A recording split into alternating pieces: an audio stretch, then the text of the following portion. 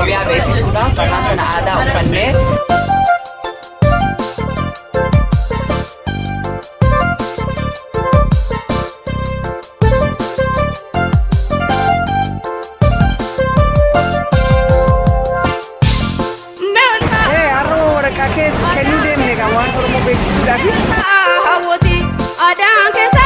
Waan Oromoo beeksisuudhaaf waraqaa kennuu deemne siitii keessa bakki nuyi dhaqne ani koontiin Melbourne Central ture